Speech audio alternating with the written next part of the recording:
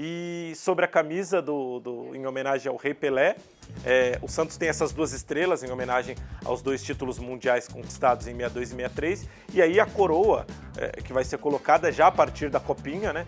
O Santos sempre revela grandes jogadores na Taça São Paulo. E já a partir do início do mês de janeiro, teremos essa nova configuração no escudo do Santos. Uma homenagem ainda bem em vida ao Rei Pelé.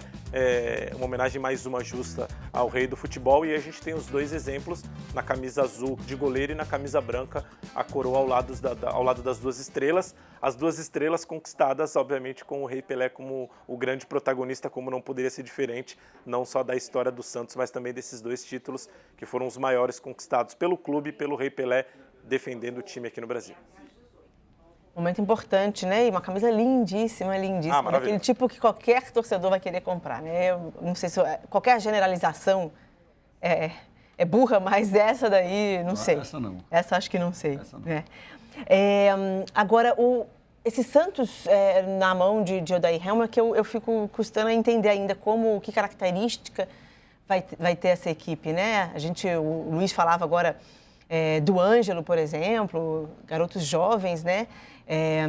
Como é que o Odair consegue modificar essa equipe? O Santos é um time que eu acho que nas últimas temporadas a gente não consegue dizer como o Santos jogou. São técnicos de estilos diferentes. O que é o Santos nas últimas 3 temporadas?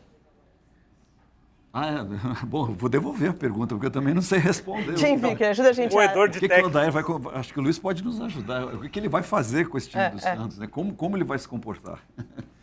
Santos tem um peso de uma história inacreditável, a história de Santos. Às vezes eu acho que as pessoas tratam isso com uma naturalidade. Sim. Porque qual é a população da cidade do Santos? É menos do que 500 mil. Sim. Olha a proximidade com metrópoles. O fato que, historicamente, Santos, durante tanto tempo, foi capaz de superar Corinthians, Palmeiras, São Paulo, é inacreditável. É extraordinário. Como isso foi possível? Sim, sim. Aí, na carreira de Pelé, tem, além do talento incrível, a máquina de jogar futebol. Se eu tenho que escolher um jogador na história de futebol para jogar para a minha vida, não tem dúvida, é Edson Arantes do Nascimento. Mas ele vai para o Santos justamente na época que Santos é campeão paulista, né? Em 55. Foi somente a 2ª vez na história que Santos... Então, ele tem a sorte de entrar num time que já é grande. Com Jair Rosa Pinta, né? Pagão.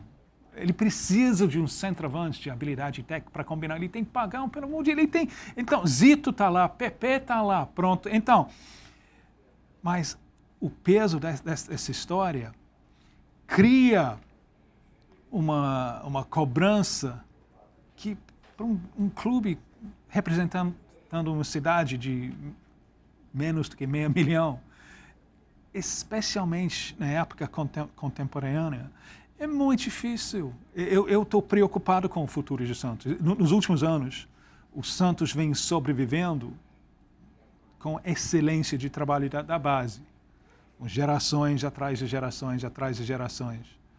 Mas num ambiente mais competitivo, né, com times representando grandes praças, agora com acesso do dinheiro, eu estou preocupado porque... Com o futuro, né? O Santos de 62, 63, acho que no mundo moderno não volta.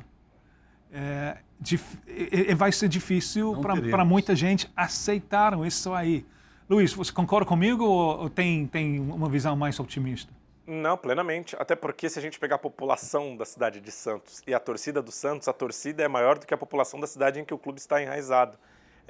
Mas passa muito por esse processo de reestruturação. O Santos recentemente aprovou a renovação, a reestruturação da Vila Belmiro através de uma parceria que o Palmeiras fez com seu estádio, com a W Torre, para se construir uma arena um pouco mais moderna, para tentar colocar o clube por mais que a Vila Belmiro seja histórica, mas você precisa adaptar ao futebol moderno também. Então, para reestruturar um dos principais, se não o principal palco do futebol brasileiro por conta do Pelé e da história do Santos ao lado do Maracanã, mas é um processo que demanda muito tempo e o Santos vive alguns problemas políticos também nos últimos anos. Eu não falo nem nos últimos 3, mas nos últimos 10 anos, porque o regime, a gente já falou e já citou isso aqui, o regime do Santos, ele passa por um conselho de gestão, né? O presidente não toma todas as decisões.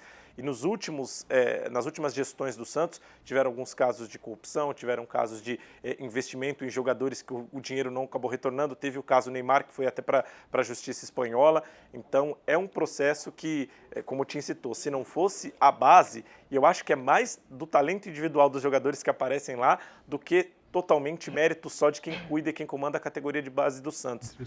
Tudo que é envolvido ali faz com que o Santos ainda siga sobrevivendo.